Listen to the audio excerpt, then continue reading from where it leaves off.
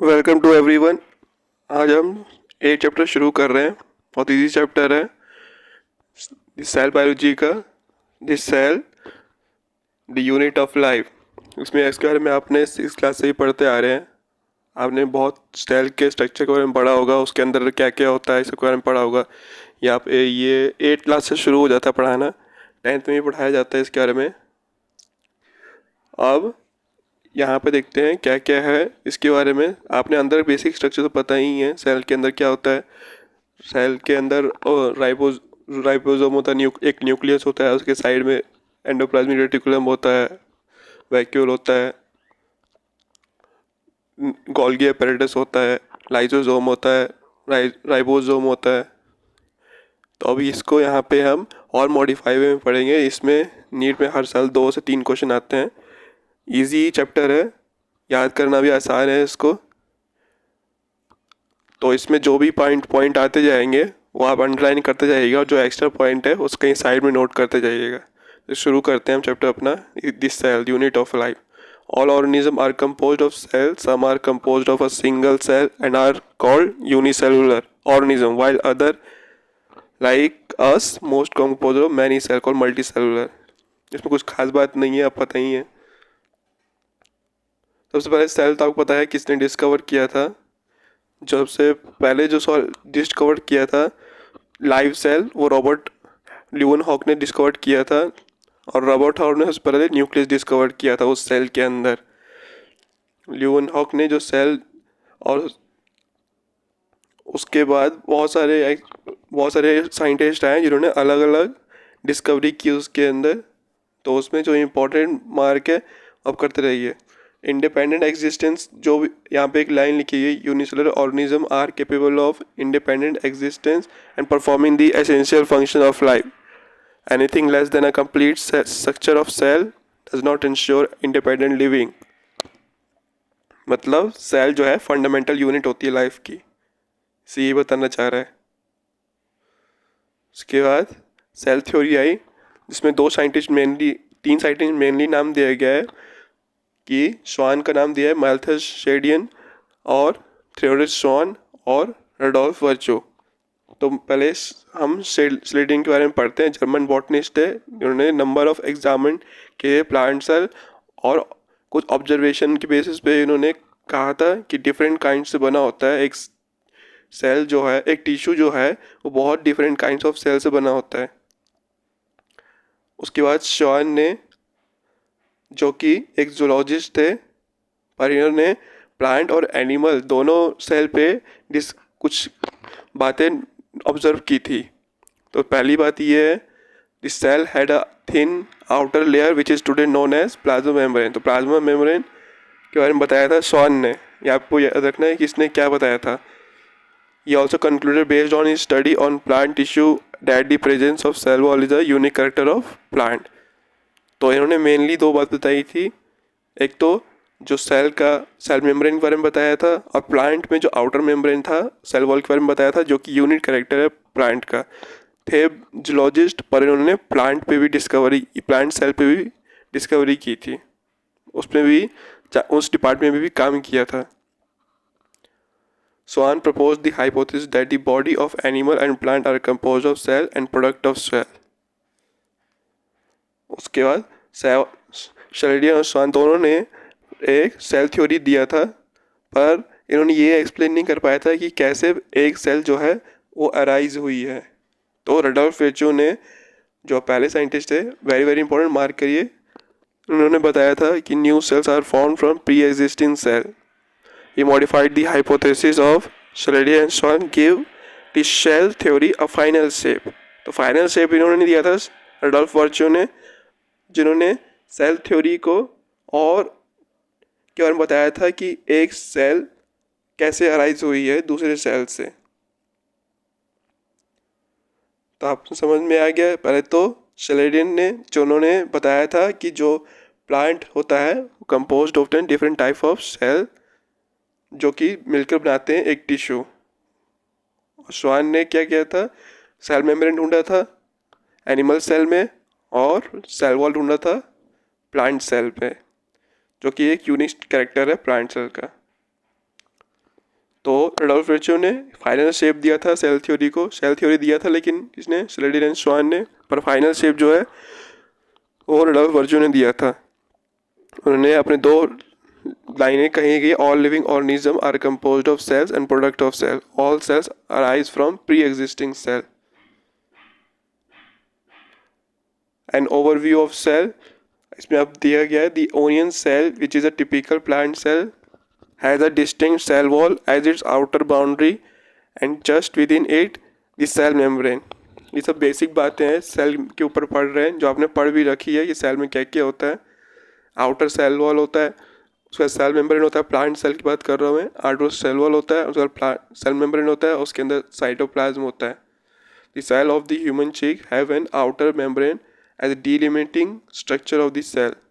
Inside the nucleus, the chromosome, which in turn contains genetic material, cells that have membrane-bound nuclei are called eukaryote, whereas cells that lack membrane-bound nucleus are prokaryote। ये तो basic बात है, आपने पता ही है, आपको बचपन से पढ़ते आ रहे हैं 6th क्लास 7th क्लास से। In both prokaryote and eukaryote cells, a semi-fluid matrix called the cytoplasm occupy the volume of cell। तो अब इसके बाद जो बहुत इंपॉर्टेंट लाइन है उसको आप मार्क करिए, इस पर नीट में क्वेश्चन आया था, बेसिक क्वेश्चन आया था, बिल्कुल बेसिक क्वेश्चन आते हैं और हो जाते हैं इजीली सॉल्व, हर बच्चा सॉल्व कर लेता है। Cytoplasm is the main arena of cellular activity in both plant and animal cell. इस पर यही क्वेश्चन आया था कि main arena of cellular activity किससे कहते हैं, तो आंसर गया था प्लाज्मा मेम्ब्रेन या फिर साइटोप्लाज्म। इस साइटोप्लाज्म कहा था। Various chemical reactions occur in it to keep the cell in the living state. Besides the nucleus, the eukaryotic cell have an other membrane-bound distinct structure called organelles। तो वो जो nucleus के अलावा जो और अदर ऑर्गेनेल्स है, membrane bound है, उनको क्या नाम दिया गया है, ऑर्गेनेल्स। एंडोप्लाज्मिक हो गया, गोल्गी कॉम्प्लेक्स हो गया, लाइसोसोम हो गया, माइटोकॉन्ड्रिया हो गया, माइक्रोबॉडीज हो गए और वैक्यूल्स होंगे। अब यहाँ पे लिखा गया है राइबोसोम के बारे में, मार्क करिए, इंपॉर्टेंट है। राइबोसोम जो होता है नॉन मेम्ब्रेन बाउंड होता है।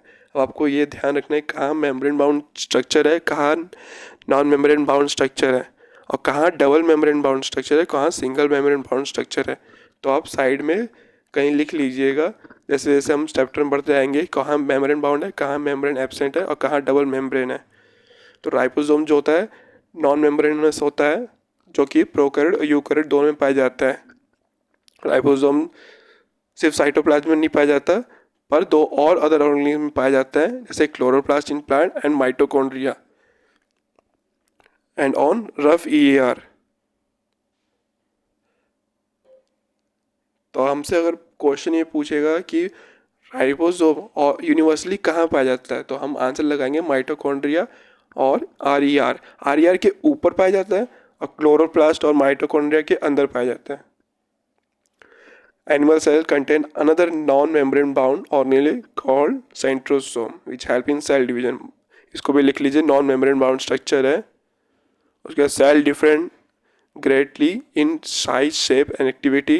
अब माइक्रोप्लाज्म जो है सबसे छोटा, आपने 6th क्लास से पढ़ा होगा, किसी ने बताया होगा कि सबसे छोटी सेल जो होती है माइक्रोप्लाज्म की होती है, पीपीएलओ, जिसकी साइज़ लिखी गई है 0.3 माइक्रोमीटर। आपको याद रखना है, इसकी साइज नैनोमीटर और एंगस्ट्रॉम वो सब में कंफ्यूज कर सकता है, तो आप 0.3 कंफ्यूज मत होइएगा, 0.3 माइक्रोमीटर है। बैक्टीरियल सेल की साइज़ दे रखी है। उसके बाद ये कई सेल है, इसको एक बार ध्यान से देख लीजिएगा, नज़र मार लीजिएगा। उसके बाद बैक्टीरियल सेल की साइज़ दे रखी है 3 to 5 माइक्रोमीटर। उसके बाद जो सबसे बड़ी सेल होती है वो ऑस्ट्रिच एग होती है, क्योंकि वो भी एक तरह की सेल ही होती है। एक एग भी एक तरह का सेल ही होता है जिसके अंदर न्यूक्लियस होता है, और मतलब एक वेल डिफाइंड न्यूक्लियस होता है। उसके बाद ह्यूमन जो आरबीसी है उसकी साइज दे रखी है 7 micrometre in diameter. Very very important, mark करिए इसको। नर्व सेल जो होती है सबसे लॉन्गेस्ट होती है, ऑस्ट्रिच सेल जो होती है सबसे बड़ी लार्जेस्ट होती है। नर्व सेल जो है लॉन्गेस्ट सेल होती है ह्यूमन बॉडी के अंदर। शेप के बारे में बताया गया है, पॉलिगनल, कोलिमनर, क्यूबॉइड, थ्रेड लाइक। शेप जो है वराई भी कर सकता है अकॉर्डिंग टू देयर फंक्शन। उसके बाद आते हैं prokaryotic cell. Prokaryotic cell are represented by bacteria, blue green algae, mycoplasma and PPLO. PPLO के फुल फॉर्म लिखा हुआ है, मार्क करिए। Pleuropneumonia like organism, they are generally smaller and multiply more rapidly than eukaryotic cell. They may vary greatly in shape and size. The four basic shape are Bacillus, Coccus, Vibrio and Spirillum. जिसके बारे में हमने detail में ही पढ़ा था second chapter में, मैंने बताया था कि इसके एग्जाम्पल भी बताए थे और वहाँ पे इसके शेप भी दे रखे थे। तो आप सेकंड चैप्टर को एक बार दोबारा देखें, सेकंड चैप्टर की वीडियो, वहाँ से एग्जाम्पल भी नोट करें। फिर भी मैं यहाँ बता देता हूँ, बैसिलस में था हमारा ईशिलिया कोलाई, कोकस में था न्यूमोकोकस, स्ट्रेप्टोकोकस निमोनिया, और विब्रो में था हमारा ये विब्रो कोलेरा, स्पाइरलम में था ट्रिपेनोमा palladium. Organism of prokaryotic cell is fundamentally similar even though the prokaryotic exhibit a wide variety of shape and function. कुछ खास बात नहीं बता रहा है। उसके बाद इस डायग्राम को आप ध्यान से देखिए, ये यूकैरियोटिक सेल का साइड में है बैक्टीरियल सेल और उनके साइज दे रखे हैं। सबसे जो छोटा है PPLO है 0.1 माइक्रोमीटर जो डायमीटर है। अब इसमें एक कन्फ्यूजन आ रहा होगा आपको कि माइकोप्लाज्म स्मॉलर सेल है या PPLO स्मॉलर सेल है। तो दोनों में अगर PPLO अगर दिया हुआ है तो आप PPLO को आंसर लगाएंगे। PPLO का जो डायमीटर दे रखा है 0.1 माइक्रोमीटर है, वही दूसरी ओर जो माइकोप्लाज्मा है स्मॉलर सेल वो 0.3 माइक्रोमीटर है। तो आप PPLO आंसर लगाएंगे अगर दोनों में से आपको कोई दे रखा होगा।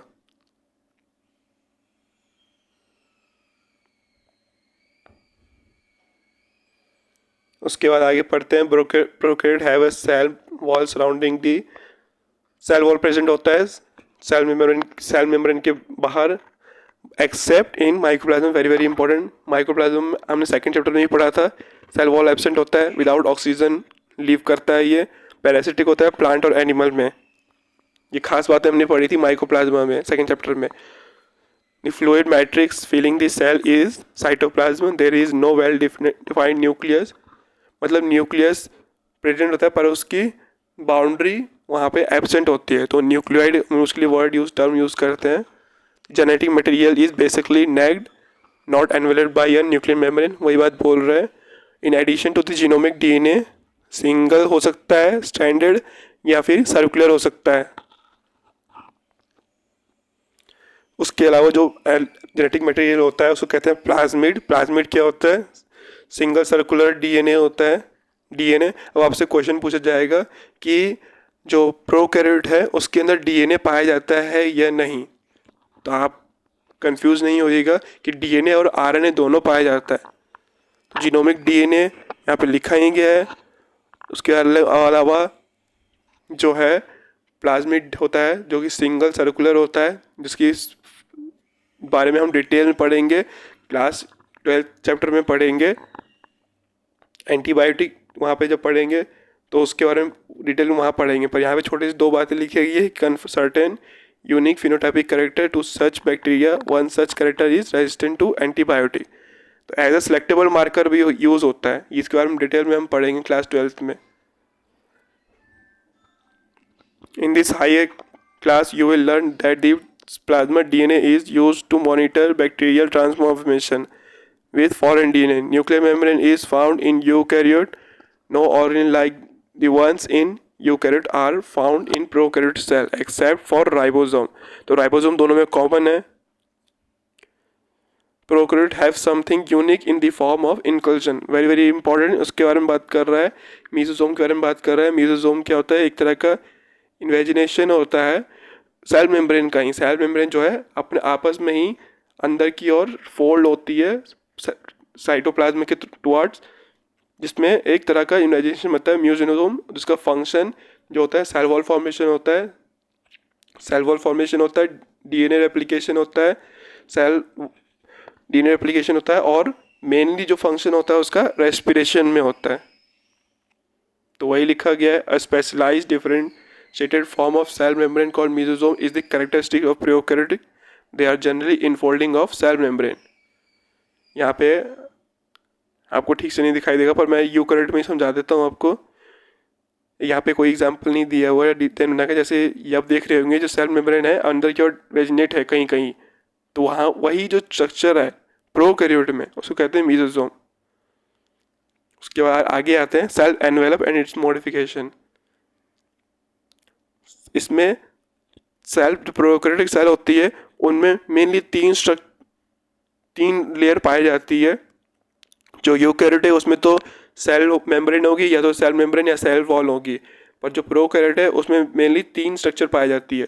आउटर मोस्ट स्ट्रक्चर जो होती है उसको कहते हैं ग्लाइकोकैलिक्स, जो कि सेल वॉल के बाहर होती है। तो आपसे अगर लोकेशन सीक्वेंस वाइज पूछा जाए तो सबसे अंदर सेल मेम्ब्रेन, सेल वॉल, उसके बाद ग्लाइकोकैलिक्स। ग्लाइकोकैलिक्स जो होता है लूज भी हो सकता है और थिक भी हो सकता है। अगर लूज होगा तो उसको कहेंगे स्लाइम लेयर, अगर थिक होगा तो उसको कहेंगे कैप्सूल होगा। टफ होगा, थिक होगा तो उसको कहेंगे कैप्सूल होगा। Outermost glycocalyx followed by cell wall and then plasma membrane. अब एक साइंटिस्ट आए थे ग्राहम वीज, इन्होंने सेल जो प्रोकैरियोटिक सेल है उनको दो चीज में डिवाइड किया था, ग्राम नेगेटिव और ग्राम पॉजिटिव। ग्राम नेगेटिव वाला वो होता है जो उनके जो स्टेन होता है, जब हम स्टेन करते हैं सेल फाइंड करने के लिए, जब हम स्टेनिंग करते हैं, जब अपने लैब में भी देखा हुआ, तो कुछ अलग तरह का एक स्टेम आता है ग्राहम वीज नाम का, जिसको पे हम प्रोकैरियोटिक सेल पे डालते हैं। अगर वो स्टेन को एक्सेप्ट कर लेता है तो उसको कहते हैं ग्राम पॉजिटिव, और अगर स्टेम को एक्सेप्ट नहीं करता तो उसको कहते हैं ग्राम नेगेटिव। बस आपको ये याद रखना है कि इन्होंने दिया था ग्राहम ने। तो जो जैसे एक एग्जांपल में मैं आपको कहूँ, जो जैसे टाइफाइड जो कॉज करता है साल्मोनेला टाइफी, वो ग्राम नेगेटिव बैक्टीरिया है। ग्राम पॉजिटिव जो होता है उसकी जो मैं आपको बताता हूँ डिटेल में कि ग्राम पॉजिटिव में जो होता है दो लेयर होते हैं। जो सेल मेम्ब्रेन जो होती है, सेल मेम्ब्रेन उनकी वो दो लेयर से बनी होती है। वही ग्राम नेगेटिव की जो सेल मेम्ब्रेन होती है वो चार लेयर से बनी होती है। बस आपको इतना ही याद रखना है, इसके बारे में आपको डिटेल कुछ पूछेगा नहीं इस पर। ग्लाइकोकैलिक्स जो होता है कंपोजिशन में डिफर हो सकता है, मैंने बताया दिया आपको। अगर लूज हो शीत होगा तो उसको कहेंगे स्लाइम लेयर, अगर टफ होगा तो उसको कहेंगे कैप्सूल।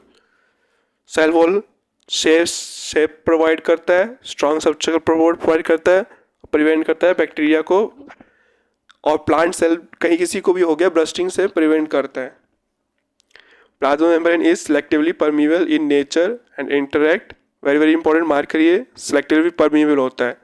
कहीं क्वेश्चन में लिखा हो गया होगा कि सेमी परमीबल, कहीं लिखा होगा परमीबल, कहीं लिखा होगा नॉन परमीबल, और कहीं लिखा होगा सेलेक्टिव परमीबल। तो आपको सेलेक्टिव परमीबल पे टिक लगा के आना है। सेमी परमीबल और सेलेक्टिव परमीबल में फ़र्क होता है। स्पेशल मेम्ब्रेन स्ट्रक्चर मेसोसोम, इसके बारे में वही डिटेल में मैंने स्टार्टिंग बता ही दिया है। अलग अलग फॉर्म में हो सकता है, वेसाइकिल के फॉर्म में हो सकता है, ट्यूब्यूल के फॉर्म में हो सकता है, लैमेला के फॉर्म में हो सकता है। मेनली फंक्शन क्या होता है, सेल वॉल फॉर्मेशन होता है, डीएनए सेल रेप्लिकेशन में होता है, डीएनए रेप्लिकेशन में होता है, और मेन जो फंक्शन है वो रेस्पिरेशन होता है, सीक्रेशन प्रोसेस होता है to increase this surface area of the plasma membrane for enzymatic process. Enzymatic content के लिए सरफेस एरिया को इंक्रीज करता है एक तरह से। इन्वेजिनेशन होता है सेल मेम्ब्रेन का खुद में ही अंदर की ओर towards cytoplasm. In some prokaryote like cyanobacteria, there are other membranes extension into the cytoplasm called chromatophore. Chromatophore एक पिगमेंट होता है अलग तरह का, जो कि किसी किसी में जो है उनके ऑटोट्रोपिक मोड ऑफ न्यूट्रिशन के लिए रिस्पॉन्सिबल होता है। तो उसके बारे में बताया गया है क्रोमेटोफोर क्या होता है। बैक्टीरिया सेल में बी मोटाइल और नॉन मोटाइल। अगर मोटाइल होगा तो उस पर सीलिया या फ्लैजिला प्रेजेंट होंगे। सीलिया और फ्लैजिला में डिफरेंस क्या होता है, सीलिया जो होते हैं बहुत नंबर में होते हैं, और फ्लैजिला जो होता है कम नंबर में होता है, या फिर एक ही होगा या तो बिल्कुल कम नंबर में होगा। दोनों का फंक्शन जो है वो सेल मूवमेंट में ही होता है। Bacterial flagella is composed of 3 part, filament, hook and basal body. The filament is the longest portion extend from cell surface to the outside. Beside flagella, pili, fimbriae are also structure of the bacteria but don't play role in motility. पाइली और fimbriae के बारे में बात कर रहे हैं यहाँ पे। फ्लैजिला का रोल होता है मोटिलिटी में, पर पाइली और फिम्ब्रे का नहीं होता। पाइली का क्या हो जाता है, पाइली का जो मेन फंक्शन होता है वो होता है ये उसमें होता है रिप्रोडक्शन में होता है। असेक्सुअल रिप्रोडक्शन एक तरह का परफॉर्म करता है, जिसमें जो है जो एक एक जो है पाइलिन, वो पाइली जो है एक बैक्टीरिया का फीमेल पाइली से कंबाइन होता है और अपना डीएनए ट्रांसफ़र करता है। तो उसी के बारे में क्या है, पाइली होता है, ट्यूबुलर स्ट्रक्चर होता है, पाइलिन प्रोटीन से बना होता है। फिम्ब्रे क्या होता है, फिम्ब्रे जो है आपको वर्ड से ही पता चल रहा है कि यो अटैचमेंट में जहाँ कहीं पे भी फिम्ब्रे वर्ड आ जाए समझ जाइएगा आप अटैचमेंट में वर्ड यूज़ कर रहे हैं। They are not to attach the bacteria to rock in stream and also to the host tissue. उसके बाद आता है राइबोसोम और इनकल्जन बॉडी। राइबोसोम की साइज़ यहाँ पे दे रखी है, इसको मार्क करिए, very very important. 15/20 nanometre in size. दो तरह के राइबोसोम पाए जाते हैं, 70S और 80S।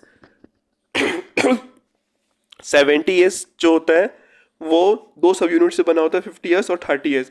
अब आपको इसको कंबाइन मत करिएगा, 50S प्लस 30S तो 80S होता है सर, फिर ये 70S क्यों लिखा गया है? तो दोनों ये अलग अलग यूनिट है। एक स्मॉल सब यूनिट होता है, मतलब आप देखा होगा बर्गर को, देखा होगा बर्गर में जो दो चीज़ों से बना होता है, एक उसका ऊपर वाला पार्ट, एक नीचे वाला पार्ट। तो इसमें क्या होता है, जो ऊपर वाला जो पार्ट होता है थोड़ा साइज़ में छोटा होता है, तो उसी के लिए हम उसको 30S वाला होता है, और जो नीचे वाला पार्ट होता है साइज़ में बड़ा होता है, वो 50S होता है।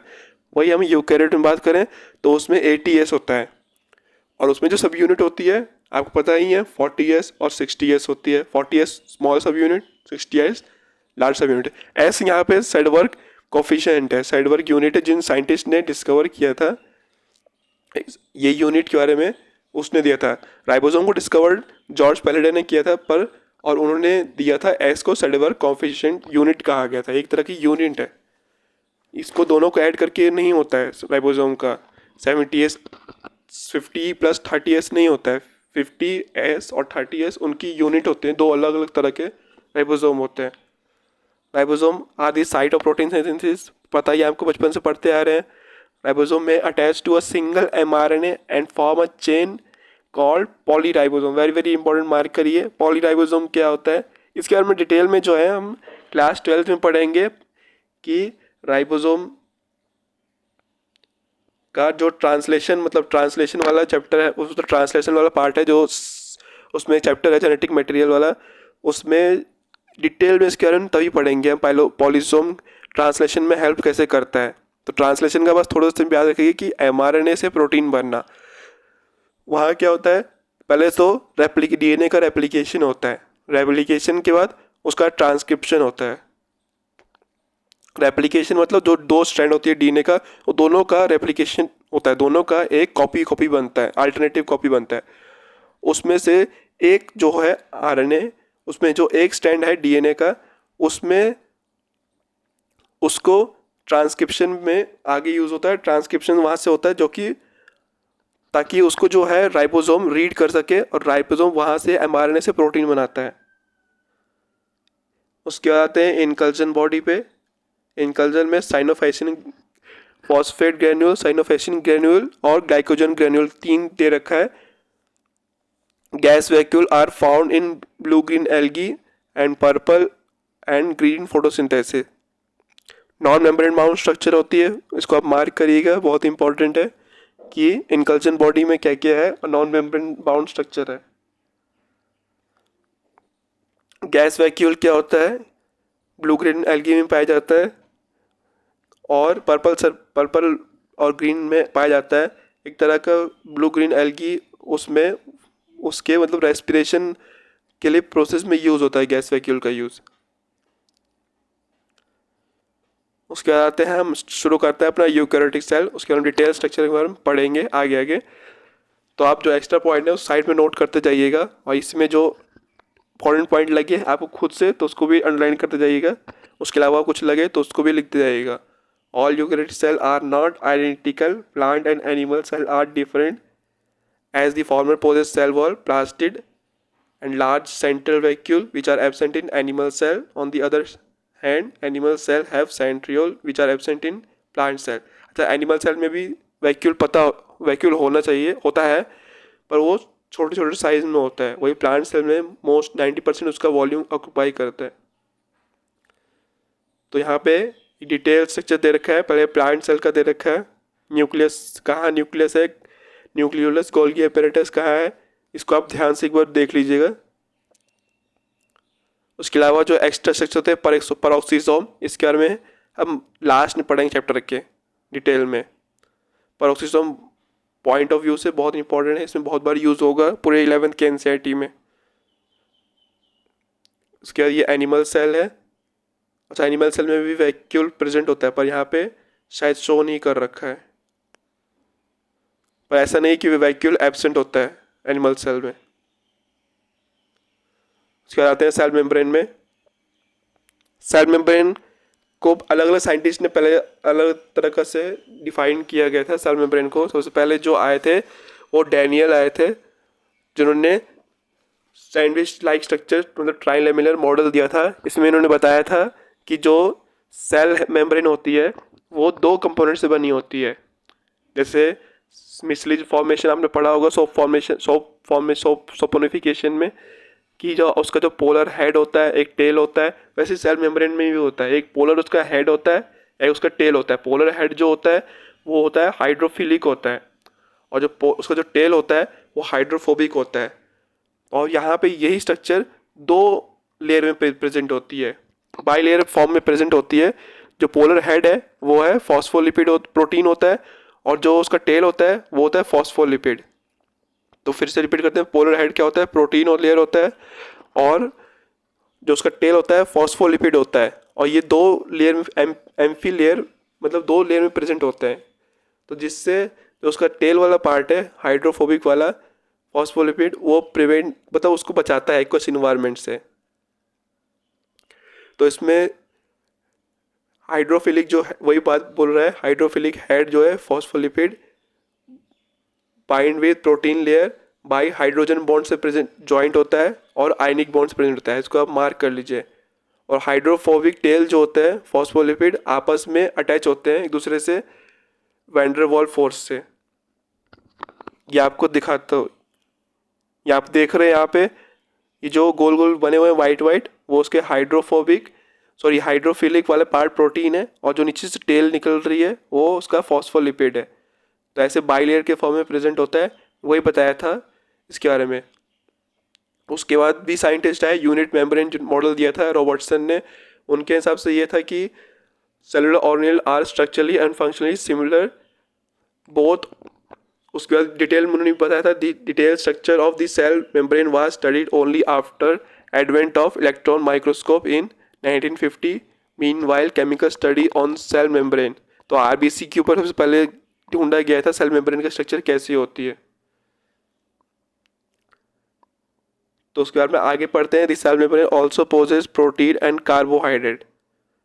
फॉस्फोलिपिड के अलावा 2 प्रोटीन तो आपको पता ही है, उसका पोलर हेड होता है, उसके अलावा कार्बोहाइड्रेट भी होता है, शुगर भी होता है। रेशियो दिया गया है प्रोटीन और लिपिड का, जो कि वेराई कर सकता है, हर सेल में वेराई करता है। ह्यूमन सेल में इसका कंपोजिशन क्या है, प्रोटीन जो है 52% है, और वही फॉस्फोलिपिड जो होता है, वो जो लिपिड होता है वो 40% होता है।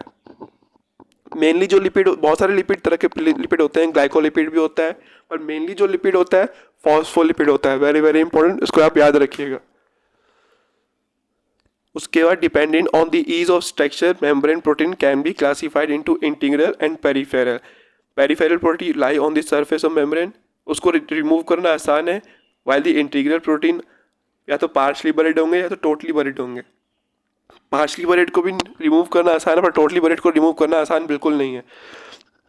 उसको वो act as a water channel, मतलब एक तरह का टनल की तरह फॉर्म यूज होता है प्रोटीन में, मतलब जो अलाउ करता है मॉलिक्यूल्स को, जो उसकी जो सिलेक्टिव परमिबल की नेचर होती है वो उसी प्रोटीन के कारण ही होती है। इसमें वो मॉलिक्यूल को इधर से उधर अलाउ करता है, ट्रांसफ़र करता है। इसमें आप डिटेल में इसको देखिएगा। ये स्ट्रक्चर जो है निकोलसन ने दिया था, ने दिया था ये डिटेल स्ट्रक्चर। इसमें आपको अलग अलग चीज़ दिखाई दे रही होगी। शुगर यहाँ पे लिखा हुआ है, शुगर क्या होता है यहाँ पे, इसका रोल, यहाँ पे एक तरह का शुगर है ये, जो कि सेल रिकॉग्निशन में हेल्प करता है। सेल रिकॉग्निशन में कैसे एग्जांपल्स की अगर सब बताओ, तो सेल रिकॉग्निशन में ऐसे ये जो आपने जो स्पर्म सेल होता है वो ओवा को कैसे फाइंड करता है, जब वो फीमेल रिप्रोडक्टिव ट्रैक्ट में एंटर करता है तो कैसे फाइंड करता है, वो इसी शुगर के बारे के हेल्प से ही फाइंड करता है। ये शुगर जो होता है वो ओवम जो सेल है वहाँ प्रेजेंट होती है और उससे ही जो है स्पर्म उसको आइडेंटिफाई करता है। तो सेल रिकॉग्निशन ऐसे इसका एग्जाम्पल है शुगर का। उसके बाद दिख रहा है आपको पेरिफेरल प्रोटीन, उसके बाद फॉस्फोलिपिड बाइलेयर पता ही है आपको, इंटीग्रल प्रोटीन भी कहीं दिख रहा है आपको।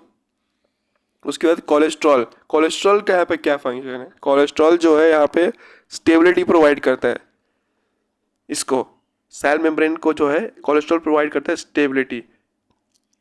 ये यूकैरियोटिक सेल के बारे में बात कर रहे हैं। प्रोकैरियोट में जो होता है कोलेस्ट्रॉल जो है ये एब्सेंट होता है, उसके जगह दूसरी स्ट्रक्चर होती है, इसका नाम कहते हैं, आप साइड में लिख लीजिए, हैपेनॉइड, जो कि उसकी सेल मेम्ब्रेन को स्टेबिलिटी प्रोवाइड करता है। ये जो कोलेस्ट्रॉल है उसको जो सेल मेम्ब्रेन है उसको और रिजिड बनाता है, जितना कोलेस्ट्रॉल ज़्यादा प्रेजेंट होगा उतना ये सेल मेम्ब्रेन और रिजिड होगा। उसके बाद हम आगे पढ़ते हैं सिंगर निकोलसन, जिन्होंने आखिरी में स्टार्टिंग में दो साइंटिस्ट ने जो दिया, उसके अलावा आखिरी में सबसे सिंगर निकोलसन आए जिन्होंने जो मॉडल दिया था फ्लूइड मोजाइक मॉडल, उसको एक्सेप्ट किया गया है, फ्लूइड मोजाइक मॉडल को। 1972 में डेट भी आपको याद रखनी है, इस डेट पे भी क्वेश्चन आ सकता है, अभी तक आया नहीं है। तो according to this quasi fluid nature of lipid enable the lateral movement of protein within the overall bilayer. The stability, the ability to within the membrane is measured as its fluidity. Fluid nature of membrane is also important from the point of view of function like cell growth, formation of intercellular junction, secretion, endocytosis, cell division. तो ये जो fluidity है उसका function क्या क्या है, cell growth में function है, इंटरसेलुलर जंक्शन में फंक्शन है, सीक्रेशन में, एंडोसाइटोसिस, पिनोसाइटोसिस। एंडोसाइटोसिस क्या होता है, किसी को भी जो फूड पार्टिकल को सेल निगलता कैसे है, तो वही इसकी जो फ्लूइडिटी नेचर है उसी कारण वो जो फूड पार्टिकल को निगल लेता है सेल। पिनोसाइटोसिस एक अलग और वर्ड होता है जो कि लिक्विड मटेरियल को इंगल्फ करता है और सेल डिवीजन में इसका रोल है। One of the important function of the plasma membrane is transport of molecule across it, very very important। तो इतने सारे आपको अगर फंक्शन दिए होंगे और उसमें आपको फाइंड करना है सबसे इंपॉर्टेंट फंक्शन कौन सा है, तो transport of molecule across it. अभी तक क्वेश्चन तो आया नहीं पर आ सकता है इस पे क्वेश्चन कि मोस्ट इंपॉर्टेंट फंक्शन क्या है। The membrane is selectively permeable to some molecule present on either side of it. Many molecule can move briefly across the membrane without any requirement of energy, तो उसको कहते हैं passive transport. Long the concentration gradient जाता है, neutral molecule जो होते हैं move कर सकते हैं सिंपल डिफ्यूजन के, और जो वाटर जो मूव करता है वो ऑस्मोसिस के थ्रू, जो वाटर का मूवमेंट हम ये टर्म है osmosis, water movement along its concentration gradient, उसके लिए वर्ड यूज़ करते हैं ऑस्मोसिस। जो पोलर मॉलिक्यूल जो पास नहीं कर सकते लिपिड मॉलिक्यूल के, उनके लिए क्या होता है, a few ion or molecule are transported across the membrane against their concentration gradient from lower to higher concentration gradient. Such a transport is an active dependent process in which ATP is utilized. इसमें ATP खर्च होती है। Example लेके दे रखा है NAK pump. NAK pump, ये NAK pump जो होता है वो नर्व सेल में प्रेजेंट होता है। ये यहाँ पे NAK पंप जब भी सिग्नल भेजना होता है नर्व सेल के थ्रू ब्रेन को, बहुत सारी नर्व होती है, तो NAK पंप यहाँ पे खुल जाते हैं। NAK पंप में क्या होता है, 3 जो सोडियम होते हैं वो बाहर की तरफ फेंके जाते हैं, 3 सोडियम जो है बाहर से अंदर की तरफ आते हैं और 2 पोटेशियम अंदर से बाहर जाते हैं। तो उसके कारण जो होता है अंदर जो सेल क्या है ना पॉजिटिव ग्रेडियंट प्रेजेंट हो जाता है और बाहर नेगेटिव ग्रेडियंट, उसके थ्रू इम्पल्स पास की जाती है नर्व सेल में। इसके बारे में डिटेल में हम पढ़ेंगे नर्व सेल न्यूरल चैप्टर में, न्यूरल कंट्रोल कोऑर्डिनेशन में इसके बारे में पढ़ेंगे हम। उसके बाद सेल वॉल के बारे में दे रखा है। सेल वॉल को हमें कुछ खास आपको याद रखना नहीं है, बस एक चीज़ आपको बहुत इंपॉर्टेंट जो याद रखनी है कि algal cell wall composition, plant cell का कंपोजिशन क्या है। तो प्लांट सेल का कंपोजिशन है cellulose, hemicellulose, pectin and protein. वही एल्गल सेल का कंपोजिशन क्या है, सेलुलोज, लैक्टेंस, मानस और mineral like calcium carbonate, very very important. Cell wall क्या होता है? Not only gives the shape to the cell and protect the cell from mechanical damage, it also help in cell to cell interaction and provide barrier to undesirable molecule. Cell to cell interaction कैसे? यहाँ पे जो दो cell होती है आपस में, plant cell की बात कर रहा हूँ, आपस में एक दूसरे से कनेक्टेड होती है। उनकी जो साइटोप्लाज्म आपस में एक दूसरे से कैसे कनेक्टेड होते हैं? एक सेल वॉल में कहीं कहीं जगह स्पेस होता है जिसको कहते हैं प्लाज्मोडेस्माटा कनेक्शन। प्लाज्मोडेस्माटा कनेक्शन के थ्रू जो होता है मॉलिक्यूल का साइड एक सेल से दूसरे सेल में ट्रांसफ़र होता है। इसमें आखिरी में लिखा गया है the middle layer is mainly calcium pectate which holds और glue the different neighbouring cell together. तो मिडल लेयर क्या जो होती है एक दो सेल को चिपका के रखती है, वो कैल्शियम पैक्टेड से बनी होती है। Very very important. The cell wall and middle lamella may be traversed by plasmodesmata which connect the cytoplasm of neighbouring cell. उसके बाद हम एंडोमेम्ब्रेन सिस्टम पे आते हैं। तो एंडोमेम्ब्रेन सिस्टम में नाम को आप पढ़िए। एंडोमेम्ब्रेन सिस्टम मतलब न्यूक्लियस के साथ जो फंक्शन परफॉर्म कर रहे हैं, कोऑर्डिनेट कर रहे हैं, उनको कहते हैं एंडोमेम्ब्रेन सिस्टम। इनमें मेनली 4 आते हैं। आपको एक ट्रिक याद है, बचपन से आप पढ़ते रहते हैं, गर्ल नाम की, जिसमें जी होता है गोल्गी एपेरेटस, ई होता है एंडोप्लाज्मिक रेटिकुलम, और आर से होता है राइबोसोम, और होता है लाइसोसोम और vacuole. Endoplasmic reticulum, Golgi complex, lysosome and vacuole, ये 4 चीज़ें होती हैं जो आपस में कोऑर्डिनेटेड होती है। माइटोकॉन्ड्रिया हो गया और जो अदर होंगे पैरोक्सिसोम हो गए, इनके फंक्शन इनसे कोऑर्डिनेटेड नहीं होते हैं, इसलिए इनका नाम दिया गया एंडोमेम्ब्रेन सिस्टम, क्योंकि इनका जो है न्यूक्लियस के साथ इनका फंक्शन, इन चारों का फंक्शन कोऑर्डिनेटेड होता है। एंडोप्लाज्मिक रेटिकुलम से गोल्गी कॉम्प्लेक्स बना है, गोल्गी कॉम्प्लेक्स से लाइसोसोम बना है, और वैक्यूल जो है वो सप्लीमेंट करता है। Since the function of mitochondria, chloroplast and peroxisome are not coordinated with the above component, these are not considered as a part of endomembrane system। तो endomembrane system आपको याद रखने हैं, इस पे क्वेश्चन बहुत बार आया है। और जो इंपॉर्टेंट आप पार्ट पढ़ रहे हैं एंडोप्लाज्मिक रेटिकुलम, इस पे भी बहुत क्वेश्चन आता है। एक साल के गैप पे एक क्वेश्चन तो आ ही जाता है इस पे से। 2 तरह की ईआर होते हैं, rough year, smooth year. Rough year जो होता है, रफ क्यों होता है? क्योंकि उसके ऊपर राइबोसोम प्रेजेंट होता है, ये आप पढ़ते ही आ रहे हैं। स्मूथ ईयर, स्मूथ क्यों होता है? क्योंकि राइबोसोम एब्सेंट होते हैं। तो इलेक्ट्रॉन माइक्रोस्कोपिक स्टडी के द्वारा ये पता चला कि एक नेटवर्क तरह का प्रेजेंट होता है, टाइनी ट्यूबुलर स्ट्रक्चर होता है, साइटोप्लाज्म में स्कैटर्ड होता है, जिसको नाम दिया गया है एंडोप्लाज्मिक रेटिकुलम, जो कि साइटोप्लाज्म को 2 कंपोनेंट में डिवाइड करता है, luminal inside ER and extra luminal एक्साइड आउटसाइड दी ईआर, मतलब cytoplasm, rest of the cytoplasm. तो 2 कंपोनेंट में कौन से डिवाइड किया गया? ल्यूमिनल और एक्स्ट्रा ल्यूमिनल। ल्यूमिनल में इनसाइड ईआर और एक्स्ट्रा ल्यूमिनल में साइटोप्लाज्मिक कंपोनेंट। आर ईआर का फंक्शन क्या है? Protein synthesis and secretion. Protein synthesis तो होगा क्योंकि राइबोसोम का फंक्शन ही प्रोटीन सिंथेसिस होता है, तो आर ईआर का ये फंक्शन हो गया। They are extensive and continuous with membrane of nucleus. Very very important, mark करिए, इस पर क्वेश्चन आया था कि न्यूक्लियस के साथ सबसे कौन प्रेजेंट होता है, एक्सटेंसिव एंड कंटिन्यूस कौन प्रेजेंट होता है, तो उसको मैं गया था आंसर आर ई आर। उसके बाद एस ई आर का मेन फंक्शन है synthesis of lipid in animal cell like steroidal hormone और सिंथेसिस आइड in S E are.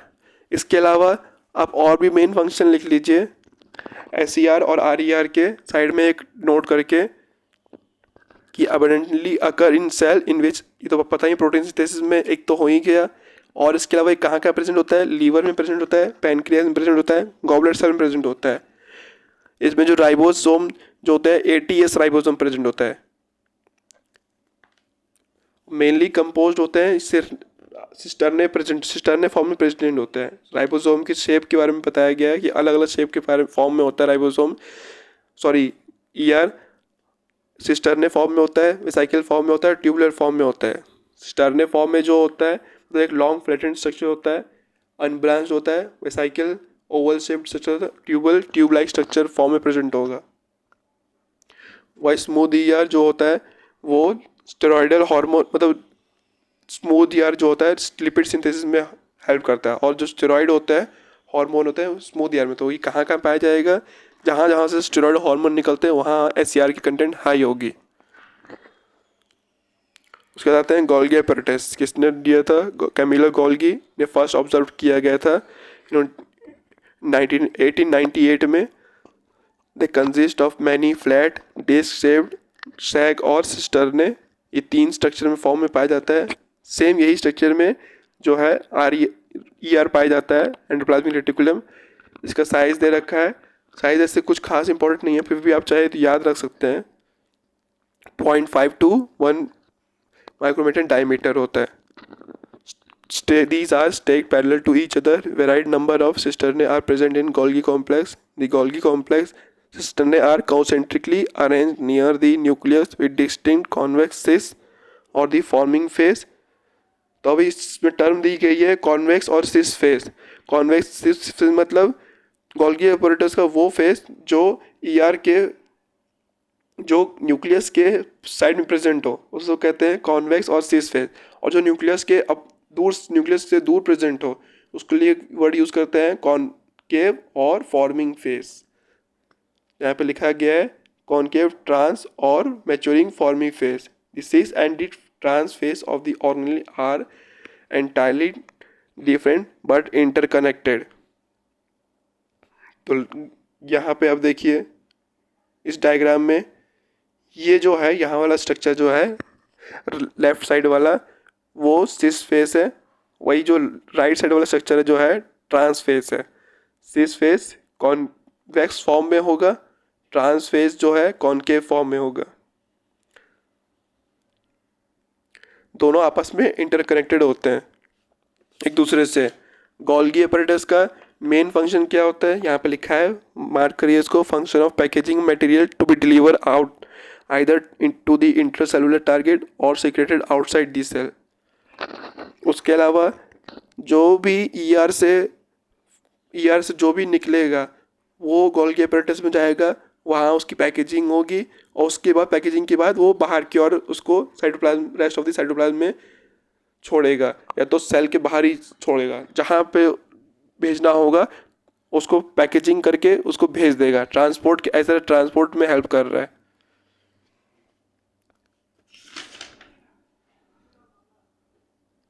Material to be packed in the form of vesicle from the ER fuse with cis face, मतलब cis face से पहले enter करेगा ER के, उसके बाद वो मैच्योरिंग फेज की तरफ जाएगा, वो मटेरियल पैक्ड होके, और वहाँ से वो बाहर निकल जाएगा।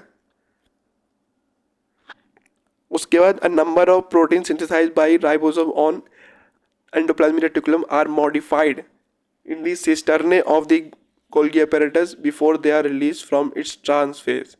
तो मॉडिफिकेशन पैकेजिंग दोनों में 2 वर्ड आ गए हैं, packaging and modification. Golgi apparatus is important site of formation of glycoprotein and glycolipid. Mark करिए, वेरी इंपॉर्टेंट। 2020 में इस पर क्वेश्चन आया गया था कि इनका मेन फंक्शन क्या है, उस पर क्वेश्चन आया था। उसके अलावा इसको director of the traffic in the cell कहते हैं, मतलब middle man of the cell कहते हैं, क्योंकि ये जो है एक तरह का मेडिएटर यूज़ हो रहा है जो कि ईआर से सब्सटेंस ले रहा है और उसको बाहर की ओर छोड़ रहा है। उसके बाद आते हैं हम लाइसोसोम पे। लाइसोसोम पे ज़्यादा दे नहीं रखा, पर इसके ऊपर एक्स्ट्रा पॉइंट है, आप उसको लिखते साइड में लिख लीजिएगा जो आपको यहाँ पे नहीं दे रखी है। तो पहले यहाँ पे जो लिख रखा है उसको पढ़ते हैं। The isolated lysosome vesicle have been found to be very rich in almost all type of hydrolytic enzyme, hydrolase, lipase, protease, carbohydrate, optimally active at the acidic pH. Very very important, mark करिए, acidic pH पे active होता है। These enzyme are capable of digesting carbohydrate, protein, lipid and nucleic acid। तो एक तरह का इसका हमने बचपन में भी आपने पढ़ा है, 6th क्लास में ही पढ़ा है आपने इसको, कि लाइसोसोम को suicidal man of the cell कहते हैं। जब सेल को लगता है कि उसको डेथ करना है तो लाइसोसोम जो है फट जाता है, जो कि अलग अलग प्रोटीन और उसको एनगल्फ कर लेता है, खा जाता है, डाइजेस्ट कर लेता है लाइसोसोम। तो इसको सुसाइडल मैन भी कहते हैं। उसके बाद आते हैं वैक्यूल पे। इसमें लाइसोसोम में आप एक्स्ट्रा पॉइंट लिख लीजिए, हाईली पॉलीमॉर्फिक होता है, मतलब इसका जो है शेप जो है बदलते रहता है अपना शेप। और एसिडिक पीएच के बारे में लिख लीजिए कि एसिडिक मतलब पीएच 5 पे एक्टिव, मोस्टली एक्टिव होता है ये लाइसोसोम। एक आपने वर्ड पढ़ा होगा पेरीप्लाज्मिक स्पेस, ये आपने कहाँ पढ़ा था, रिकॉल करिए। सेल वॉल और सेल मेम्ब्रेन जो बैक्टीरिया के जो बीच में जो प्लेस होता है, सेल वॉल और सेल मेम्ब्रेन, उसको कहते हैं हम पेरीप्लाज्मिक स्पेस। वो पेरीप्लाज्मिक स्पेस जो होता है एनालॉगस होता है लाइसोसोम के, मतलब वो भी यही फंक्शन परफॉर्म करता है जो लाइसोसोम परफॉर्म करता है। लाइसोसोम को side man of the cell कहते हैं, जो कि एक्टिव होता है एसिडिक पीएच पे, जिसमें बहुत सारे हाइड्रोलाइटिक एंजाइम प्रेजेंट होते हैं, लाइपेज, प्रोटीएज, कार्बोहाइड्रेटेज। एक्टिव होता है एसिडिक पीएच पे, pH 5। These enzyme are capable of digesting carbohydrate, protein, lipid and nucleic acid. आते हैं वैक्यूल पे। वैक्यूल में प्लांट सेल में 90% पोर्शन ऑक्यूपाई करता है वैक्यूल, और जो एनिमल में है वो मतलब छोटे छोटे वेसाइकिल के फॉर्म में प्रेजेंट होता है। वैक्यूल मेम्ब्रेन बाउंड स्ट्रक्चर होता है, जो उसके मेम्ब्रेन को कहते हैं, वर्ड यूज किया गया टोनोप्लास्ट, जिसको मेम्ब्रेन कहते हैं tonoplast. In plant, the tonoplast facilitate the transport of number of ion and other material against concentration gradient into the vacuole. Hence, their concentration is significantly higher in vacuole than in cytoplasm. In amoeba, the contractile vacuole is important for osmoregulation and excretion. In many cells, as in protist, food vacuole are formed by engulfing the food particle. उसके बाद आते हैं mitochondria पे, very important.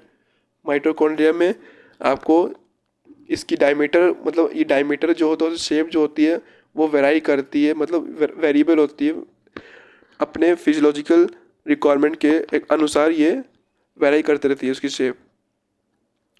तो इसमें लिखा गया number of mitochondria per cell is variable depending on physiological activity of cell. तो माइटोकॉन्ड्रिया जो है सबसे पहले प्लांट मतलब उसमें बर्ड में फाउंड किया गया था। माइटोकॉन्ड्रिया को बर्ड के मसल्स में फाउंड किया गया था, फ्लाइट मसल्स में।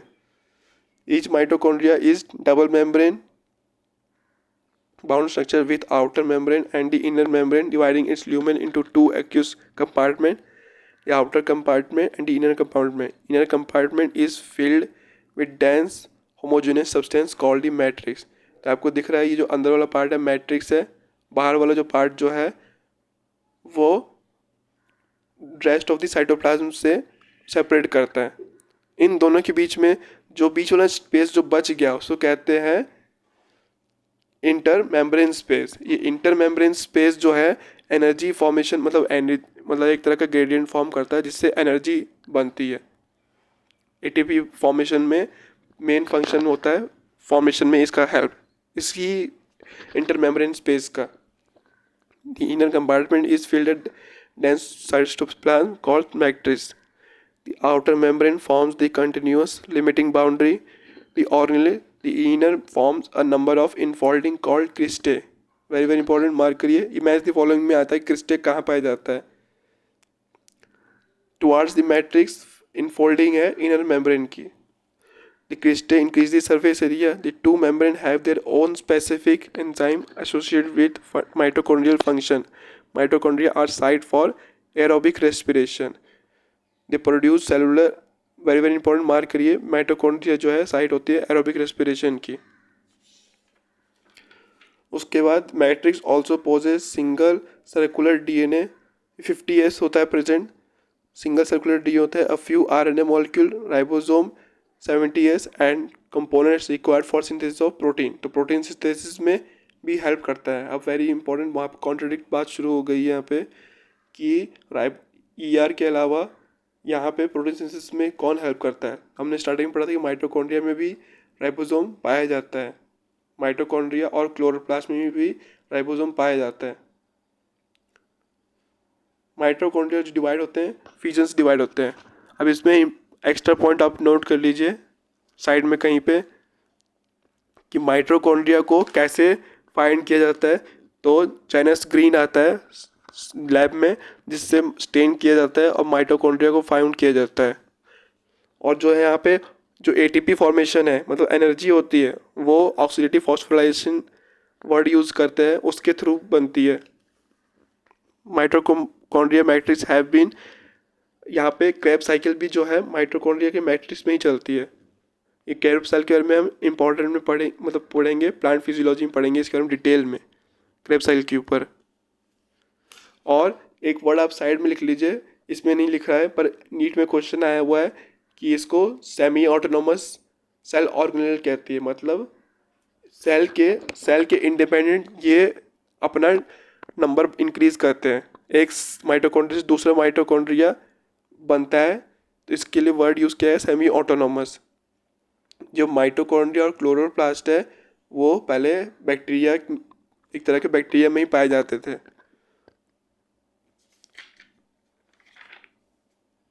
उसके बाद आप मार्क कर लीजिए कि माइटोकॉन्ड्रिया जो होता है डीएनए कोड में हेल्प करता है, अलग अलग प्रोटीन में फॉर्म करता है। Enzyme for application and transcription of DNA like DNA polymerase and RNA polymerase. उसके लिए जो एंजाइम प्रेजेंट होते हैं माइटोकॉन्ड्रिया मैट्रिक्स में प्रेजेंट होते हैं। उसके बाद हम आते हैं प्लास्टिड पे। तो प्लास्टिड जो होता है सिर्फ और सिर्फ प्लांट सेल में पाया जाता है और यूग्लैंड में पाया जाता है। They are easily observed under the microscope because they are large. They bear some specific pigment, thus imparting specific color to the plant. Based on the type of pigment, plastid can be classified into chloroplast, chromoplast and leucoplast. Chloroplast में chlorophyll present होता है pigment और carotenoid pigment present होता है। तो mark करिए कि chloroplast में दो पिगमेंट प्रेजेंट होते हैं, क्लोरोफिल और carotenoid, which are responsible for trapping light energy essential for photosynthesis. अच्छा, क्लोरोप्लास्ट में भी होता है, वो एटीपी का फॉर्मेशन करता है। यहाँ पे आप साइड में लिख सकते हैं इंपॉर्टेंट अलग से इसको कि क्लोरोप्लास्ट भी है, एटीपी फॉर्मेशन में हेल्प करता है। इसमें यहाँ नहीं लिख रहा है पर प्लांट फिजियोलॉजी में चैप्टर है फोटोसिंथेसिस इन हायर प्लांट, वहाँ एटीपी फॉर्मेशन भी होता है क्लोरोप्लास्ट में भी। क्लोरोफिल और कैरोटीनॉइड दोनों प्रेजेंट होते हैं। कैरोटीनॉइड क्या होता है? एक फैट सोल्यूबल क्लोरोप्लास्ट होता है, पिगमेंट होता है। और उसके अलावा ज़ैंथोफिल भी प्रेजेंट होता है क्लोरोप्लास्ट के अंदर। उसके बाद आते हैं ल्यूकोप्लास्ट। ल्यूकोप्लास्ट मतलब जिसमें कोई भी पिगमेंट एब्सेंट हो, जो पिगमेंट एब्सेंट है कोई भी। They are colourless plastid of various shaped and size which store nutrient. Amyloplast. उसके बाद आता है ल्यूकोप्लास्ट में तीन तरह के प्रेजेंट होते हैं, एमाइलोप्लास्ट, इलायोप्लास्ट और एल्यूरोप्लास्ट। एमाइलोप्लास्ट क्या होता है? जो कि कार्बोहाइड्रेट स्टोर करे। एग्जाम्पल में पोटैटो में बहुत पाया जाता है एमाइलोप्लास्ट। उसके बाद इलायोप्लास्ट जो कि ऑयल को स्टोर करता है, फैट को स्टोर करता है। उसके बाद एल्यूरोप्लास्ट जो कि प्रोटीन स्टोर करता है। ये स्ट्रक्चर दे रखा है क्लोरोप्लास्ट का ये आउटर मेम्ब्रेन, इनर मेम्ब्रेन, कहाँ पे ग्रेनम है, कहाँ पे थैलाकॉइड है, कहाँ पे स्ट्रोमा है। स्ट्रोमा जो आपस में कॉइन लाइक स्ट्रक्चर आपको दिख रही है उसको कहते हैं थैलाकॉइड, और बहुत सारे थैलाकॉइड मिलकर बनाते हैं एक ग्रेनम। और ये ग्रेनम आपस में कनेक्टेड होते हैं एक लाइन से जिसको कहते हैं ल्यूमेन कहते हैं, मतलब स्ट्रोमा लेमेली कहते हैं, उस लाइन को कहते हैं स्ट्रोमा लेमेली। यहाँ पे आपको दे रखा है। Majority of the chloroplasts of green plant are found in mesophyll cell of leaves. Very very important, mark करिए। These are lens shaped, oval, spherical, discoid और even ribbon like. अच्छा, क्लोरोप्लास्ट स्टेम में भी पाया जाता है पर मेजोरिटी में कहाँ पाया जाता है? लीफ में पाया जाता है। शेप के अनुसार में रिबन लाइक होता है, डिस्कॉइड होता है, स्फेरिकल होता है। नंबर इसका वेराई करता है 1 in क्लाइडोमाइनस and 2 to 40 in mesophyll of green algae. Very very important, mark करिए इसको। Like mitochondria, the chloroplasts are also double membrane of the two inner membrane is less permeable. Mitochondria में भी यही सेम सिचुएशन थी, जो inner membrane था बहुत less permeable था, आउटर मेम्ब्रेन था जो इनर मेम्ब्रेन कंपेरिजन में ज़्यादा परमीबल था। The space limited by the inner membrane of the chloroplast is called stroma, और वहाँ पे वर्ड यूज़ हो रहा था मैट्रिक्स माइटोकॉन्ड्रिया में। A number of organised flattened membrane structure called thylakoid. Thylakoid यहाँ पर होता है, बहुत सारे थैलेकॉइड मिलके ग्रेनम बनाते हैं। Thylakoid are arranged in stack like piles of coin called granum. और बहुत सारे ग्रेना, एक को कहेंगे ग्रेना और बहुत सारे को कहेंगे ग्रेनम, और दोनों आपस में इंटरकनेक्टेड होते हैं, ल्यूमेल से, स्ट्रोमा लेमिली से कनेक्टेड होते हैं आपस में। In addition, there are flattened membrane tubule called the stroma lamella connected the thylakoid of the different grana. उसी thylakoid में प्रेजेंट होता है प्लास्टिड, जो कि फोटोसिंथेसिस में हेल्प करता है। The membrane of the thylakoid encloses space called lumen. The stroma of the chloroplast contain enzyme synthesis for carbohydrate and protein. It also contains small double-stranded circular DNA molecule and ribosome.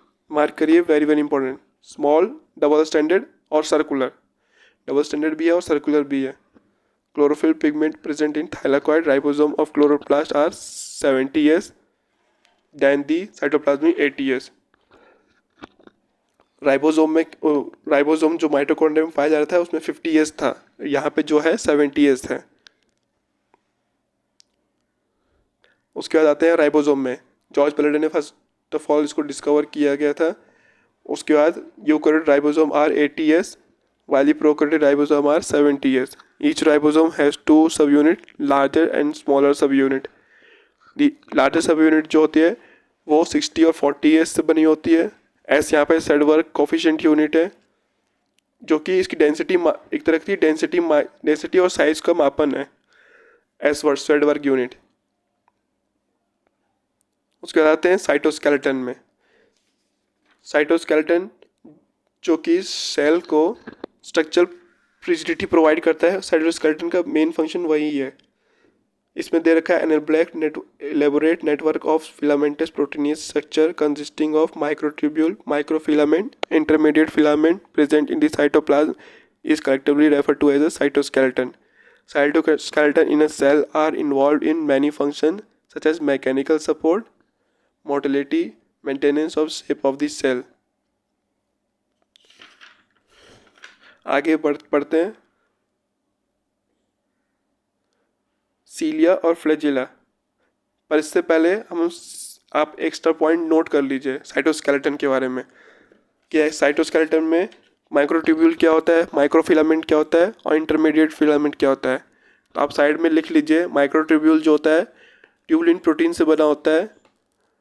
They found, लिखिए इसमें extra point, in plant microtubule often found associated with cell wall, probably these transport cell wall material from Golgi apparatus to outside of the cell. During cell division, these microtubule form spindle fiber. उसके बाद आते हैं microfilament में। Microfilament जो होता है they are composed of contractile protein, actin protein. ये हम मसल वाला चैप्टर में पढ़ेंगे, मतलब उसमें चैप्टर में पढ़ेंगे, muscle locomotion and movement chapter में पढ़ेंगे इसके बारे में, माइक्रोफिलामेंट के बारे में। यहाँ पे नहीं दे रखा है, यहाँ पे डिटेल में उसके बारे में वहीं पे दे रखा है। एक्टिन कॉन्टैक्ट प्रोटीन से बना होता है माइक्रोफिलामेंट, जो कि मसल कॉन्ट्रैक्शन में हेल्प करता है। इंटरमीडिएट फिलामेंट होते हैं इसके अलावा, जो कि माइक्रोफिलामेंट और माइक्रोट्यूब्यूल के बीच वाले intermediate filament. These filament form basket like structure around the nucleus. तो यहीं पे रहने देते हैं। उसके बाद सीलिया, फ्लैजिला, न्यूक्लियस और माइक्रोबॉडीज़ के बारे में हम नेक्स्ट वीडियो में पढ़ेंगे।